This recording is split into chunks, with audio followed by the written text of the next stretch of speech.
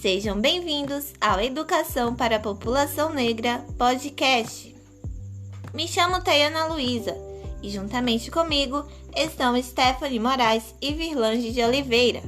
Somos estudantes do 5º semestre de Pedagogia da Universidade Estadual do Sudoeste da Bahia, campus Jequié. Neste podcast, vamos discutir a educação para a população negra, destacando principalmente os estudantes negros e negras no ensino superior e a relação com questões étnico-raciais na UESB campus de Jequié. Teremos a participação de Leandro Silva, que será entrevistado por Virlange de Oliveira.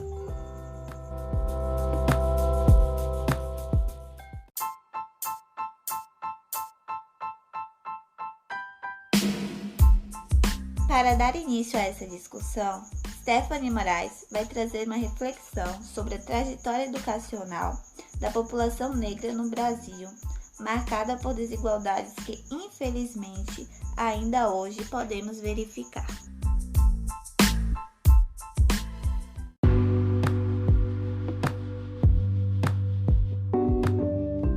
Bom, eu queria dizer que é uma honra estar participando dessa discussão com as minhas colegas Tayana e Virlange e com o nosso convidado Leandro sobre um tema que é tão importante, e essencial de ser discutido.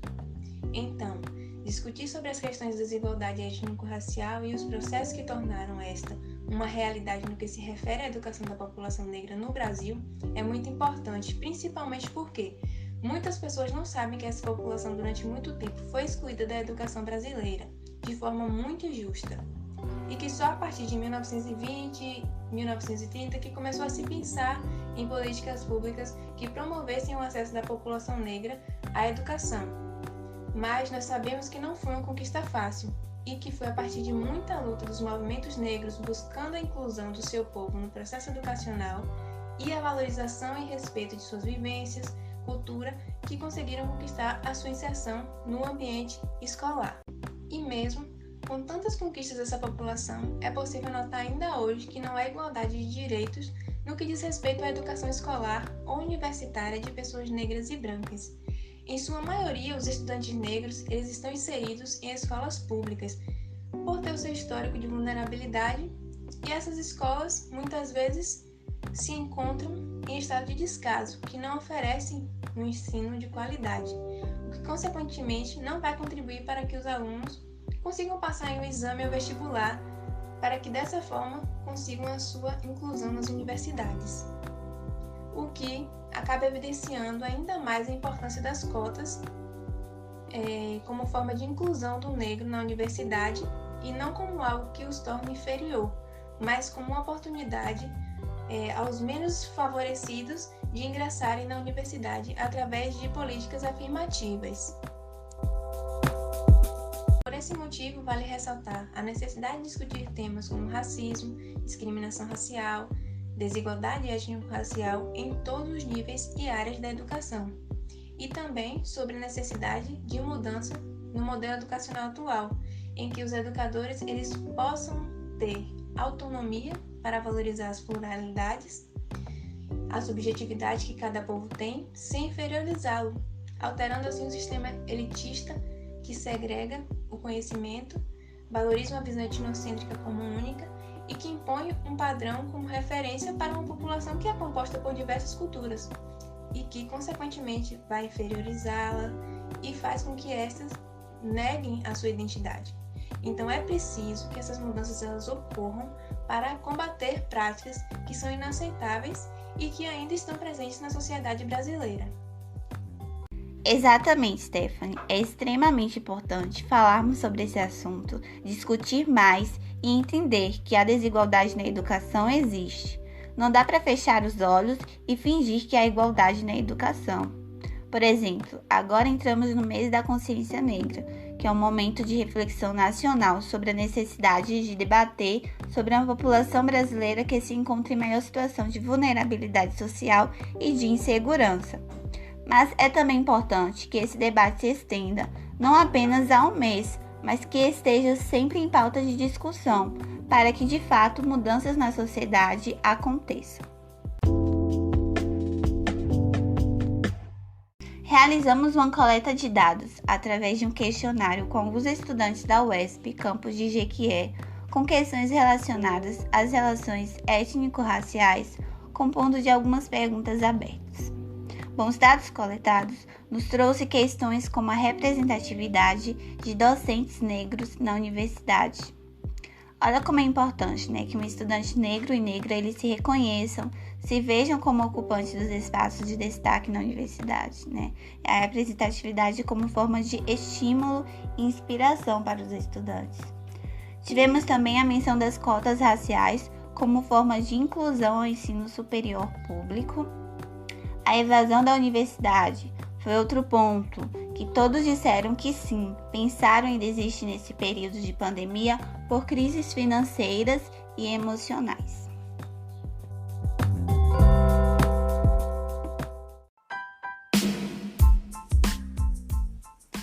E para darmos continuidade a essa discussão, ouçam agora a entrevista realizada com Leandro Silva pela colega Virlange.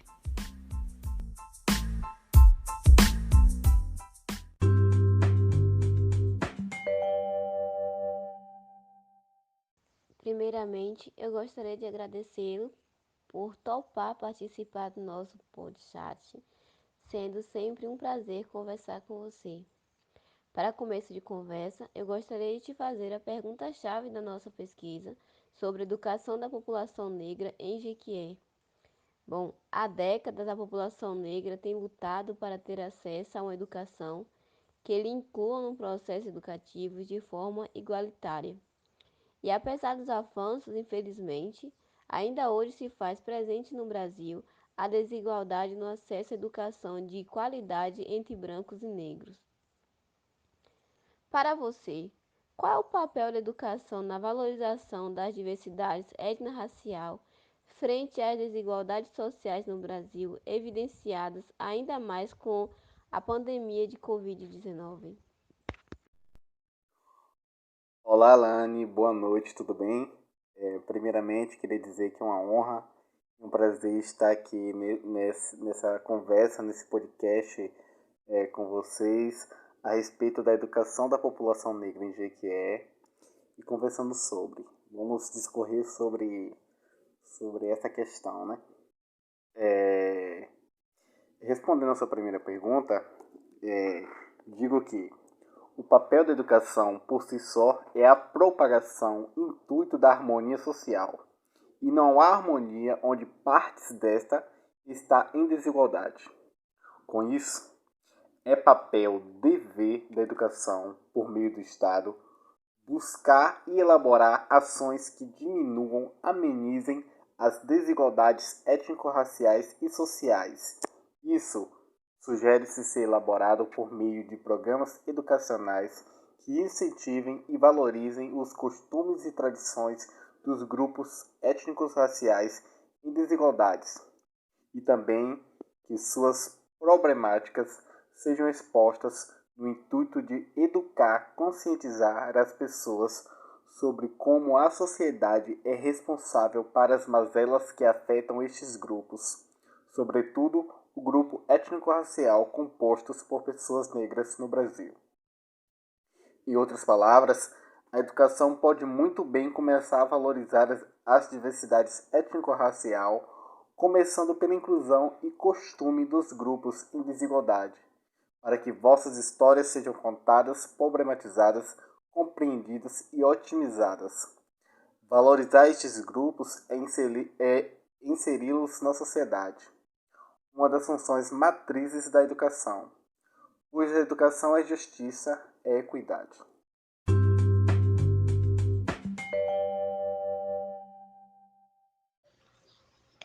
No questionário que fizemos com alguns estudantes da UESP, quando perguntamos para eles qual era a importância da representatividade negra nas universidades públicas, um mencionou sobre a falta de professores negros no curso que faz, que nos 3 anos que estudou teve apenas 3 professores negros. Outro diz que a representatividade tem um grau de relevância máxima. Isso se trata muito mais do que representatividade, e sim uma luta contra os grupos hegemônicos. e outra fala da falta de representação de toda uma cultura que quase ninguém valoriza. Ou seja, há nas universidades a falta de representatividade? De acordo com esses relatos dos estudantes, o que você pensa sobre essa questão? Bom, Lani, respondendo à segunda questão, penso que a representatividade é necessária em todos os âmbitos da sociedade. Não pode ser diferente na educação, por que seria? Contudo, é necessário entender que a hegemonia e privilégios que algumas funções na sociedade é um processo histórico que perpassa pela opressão e escravização do grupo que hoje sofrem estas mazelas, as pessoas negras. Entender isso é entender que nós, negros e periféricos, temos já pré-estabelecido pela classe grupo dominante as funções de pouco protagonismo ou de esforço braçal na sociedade, pois as funções de prestígio são destinadas a estes, a elite, em sua maioria, pessoas brancas. Para romper este ciclo, não há outro caminho a não ser lutar, estudar, conscientizar as novas gerações para que no futuro as funções, profissões de destaques sejam compostas também por um número de pessoas negras e dos demais grupos sem representatividade. A exemplo, as pessoas indígenas. É necessário lutar, estudar e, sobretudo, conscientizar as pessoas sobre estas desigualdades para que as mesmas sejam rompidas.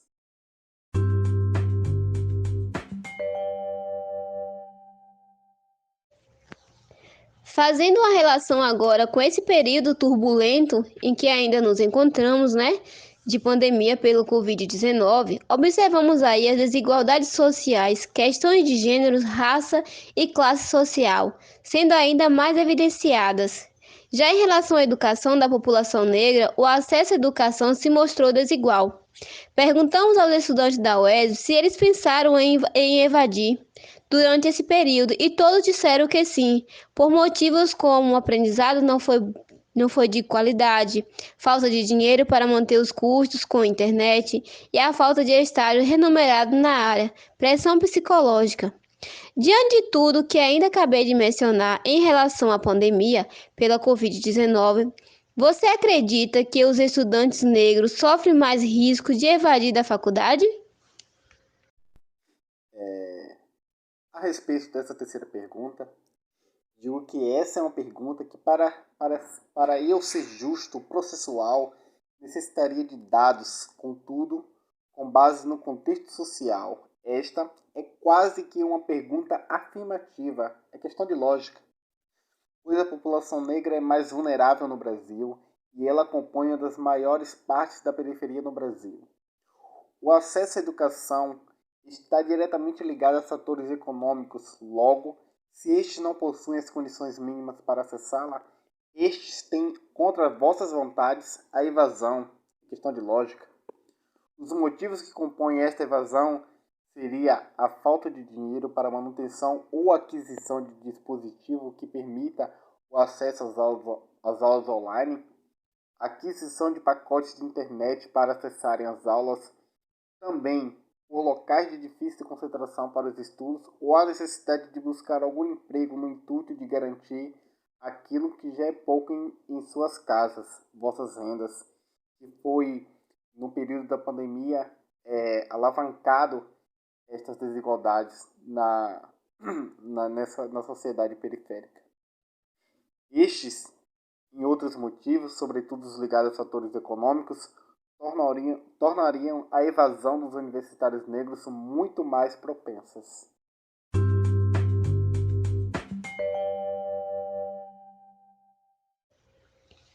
Me chamou a atenção um estudante que disse em relação ao preconceito racial na universidade. Ele diz: preconceito de fato não, mas situações que podemos dizer, no mínimo, constrangedora. Não comigo, mas com uma colega. Pergunta: não seria nesse caso um preconceito de maneira velada e sutil? Você acredita que existe preconceito na universidade? E que atitudes os estudantes devem tomar? Respondendo a questão de número 4, sim. O preconceito, o racismo está em toda a sociedade. Não seria diferente nas universidades, um local historicamente elitista. A presença das pessoas periféricas, negras, indígenas, oriundas das escolas públicas nas universidades incomodam aqueles que se acham merecedores e exclusivos do conhecimento, a elite, em sua maioria pessoas brancas. Sendo isso comum, infelizmente, o universitário deve ser calmo e inteligente, agir de forma racional para não se igualar com o seu agressor, ser conhecedor de seus direitos, comunicar às lideranças e ou professores, departamentos, e caso a ofensa ultrapasse limites, que entre em contato com as autoridades policiais para que as devidas medidas sejam tomadas.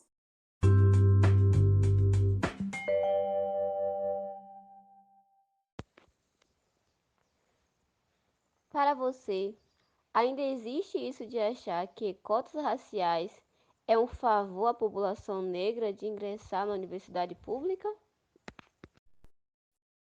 Bom, respondendo a essa questão, digo que há mentes não pensantes que ainda pensam sim. Contudo, a cota é um processo de equiparação e, consequentemente, de justiça social.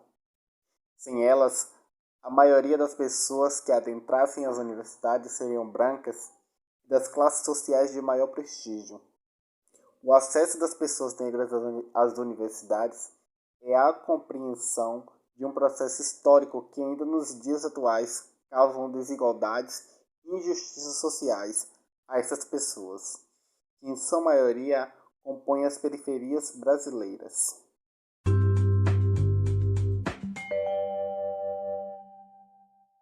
Para finalizarmos essa discussão importantíssima, eu gostaria que você me dissesse qual a importância na sua concepção de que mais pessoas negras tenham acesso ao ensino superior público de qualidade. Bom, a essa pergunta digo que a inclusão de pessoas negras nas universidades é a garantia de uma sociedade mais justa no futuro, onde estas pessoas e suas gerações futuras possam usufruir e desfrutar dos benefícios que o acesso à universidade lhes proporcionou. Pois o acesso à universidade não só proporciona às pessoas negras a oportunidade de melhorias de vida, mas lhes proporciona dignidade e, sobretudo, uma das coisas mais essenciais que uma pessoa pode ter, o conhecimento.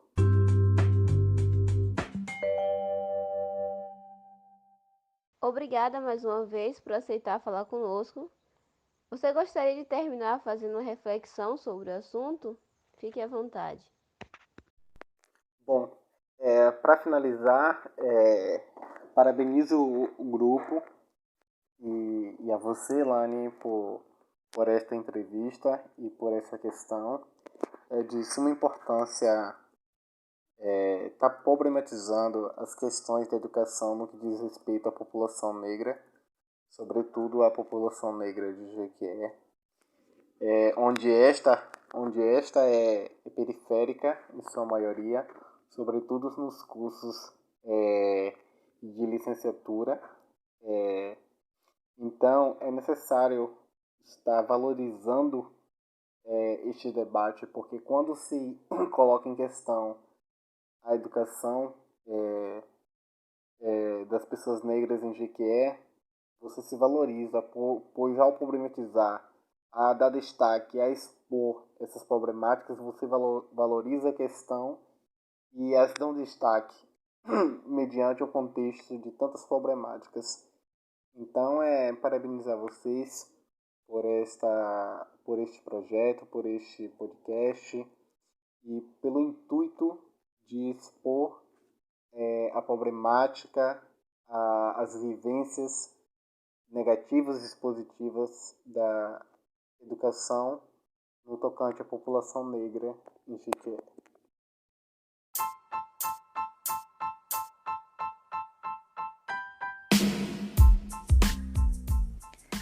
Terminamos por aqui com esses versos da música do Gabriel Pensador, Racismo é Burrice.